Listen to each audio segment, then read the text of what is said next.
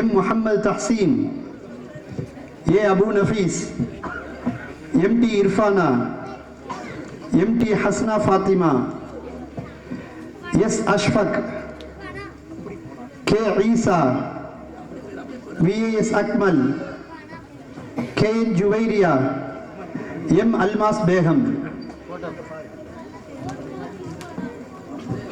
M Almas Begum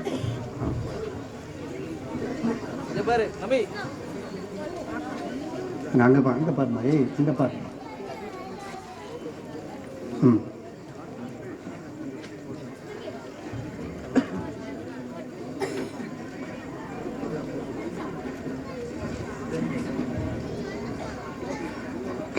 அவங்க